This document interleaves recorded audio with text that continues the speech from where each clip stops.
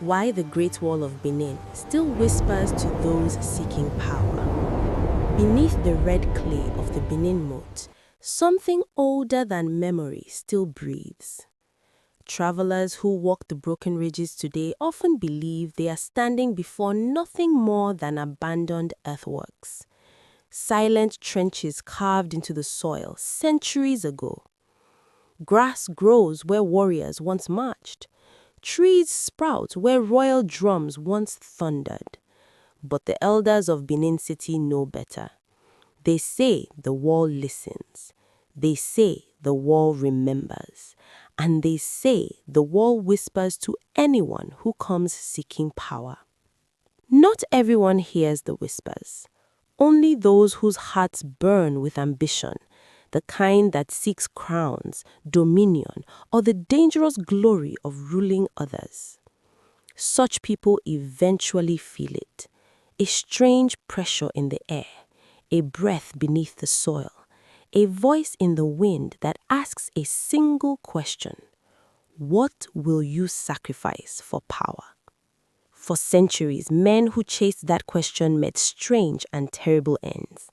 Some vanished in the moats, some went mad before sunrise, and some discovered too late that the earth itself demanded a price. Tonight, the story will be told again, a story older than kings and heavier than crowns. It is the story of the wall and the men foolish enough to challenge it. Long before European ships reached the coast of West Africa, the Kingdom of Benin was already powerful, wealthy, and feared. Its capital, Benin City, stood like a jewel in the forest.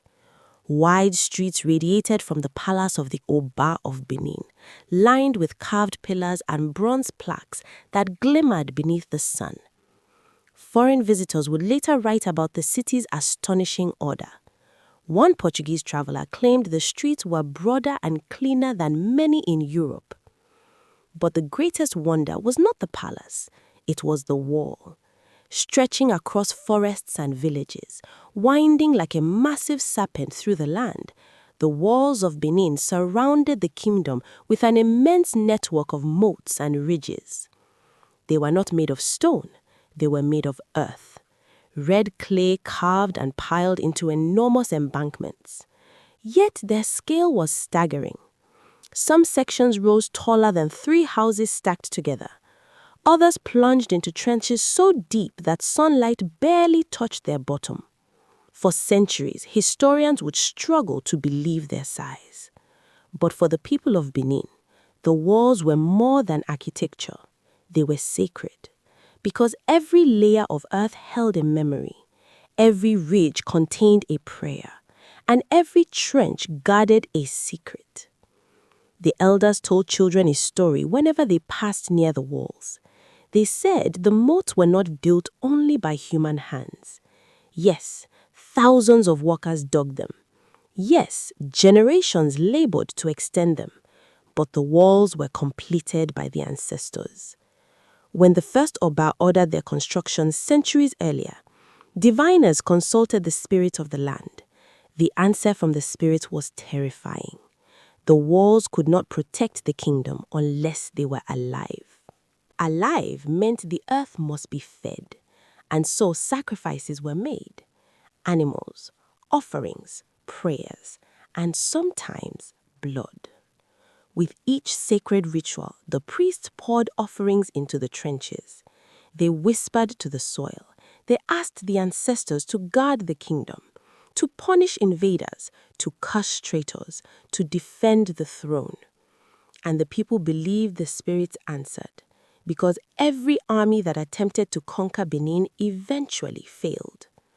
Enemies became lost in the forests, warriors fell ill without explanation, and ambitious generals turned against each other, and the walls stood untouched.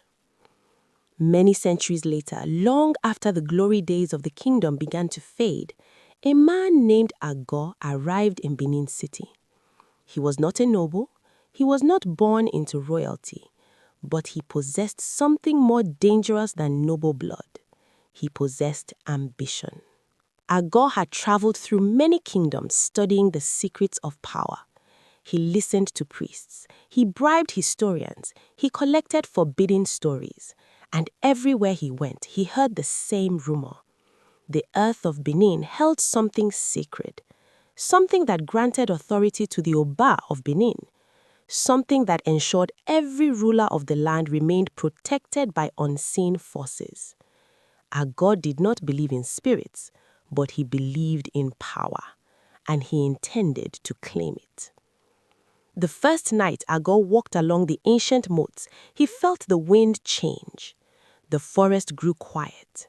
No insects chirped. No birds called. He stood alone before the towering ridge of clay, staring at its jagged outline against the moonlight. It looked less like a wall and more like the spine of a giant buried beneath the earth. Agho laughed softly. "Just dirt," he whispered. Then the wind moved, and something beneath the soil shifted. Agho froze. It was faint, but unmistakable. A whisper.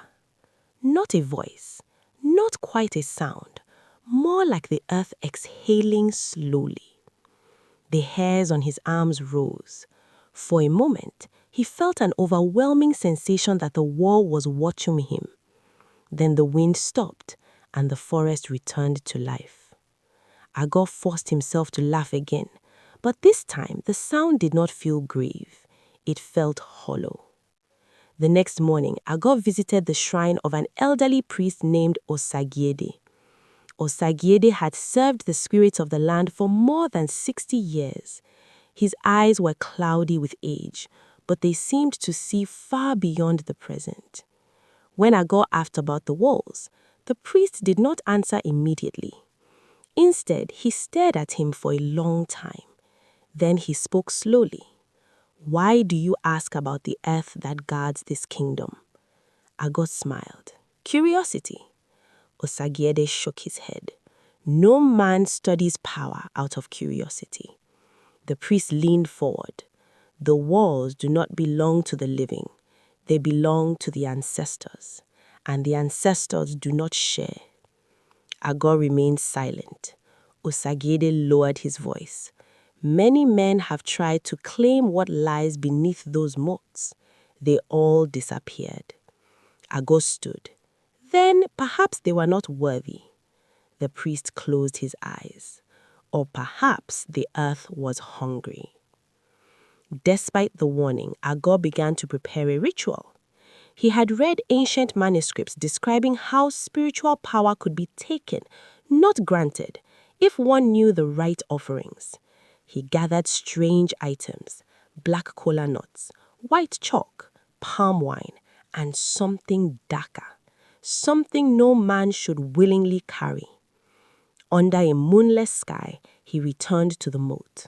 The forest seemed uneasy. Leaves rustled, though no wind blew. Agho stepped into the trench and began drawing sacred symbols in the clay. He spoke the words he had memorized. He poured the palm wine. He placed the kola nuts upon the soil. And finally, he called upon the ancestors of Benin. At first, nothing happened. Then the ground trembled, softly, almost like laughter beneath the earth.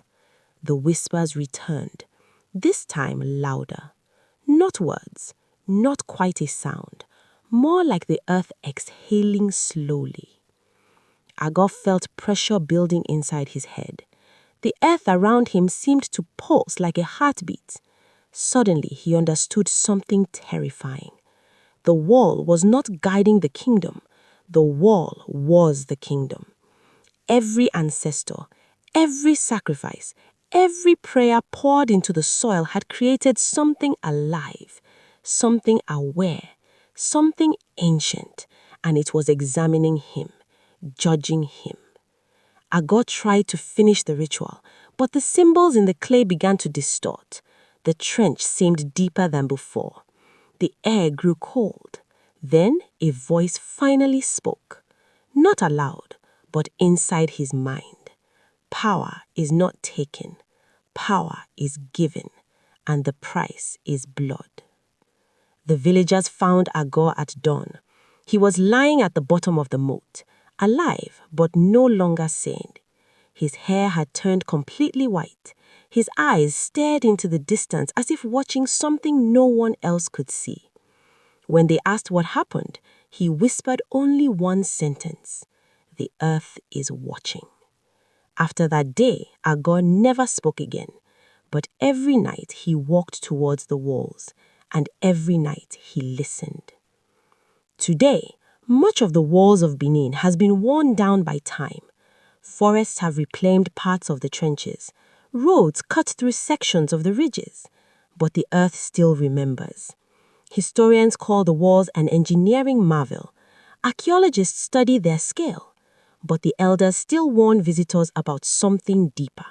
They say the soil beneath the moats contains centuries of devotion, sacrifice, and ancestral power. And sometimes, on very quiet nights, if you stand beside the red clay long enough, you might hear it breathing. Because the Great Wall of Benin is not just a monument, it is a guardian. And the spirits inside it are still waiting for the next ambitious soul who comes seeking power. The question is not whether the whispers are real. The question is, are you ready to hear them? Support the channel by liking this video, telling us where you're watching from, and subscribing for more amazing stories.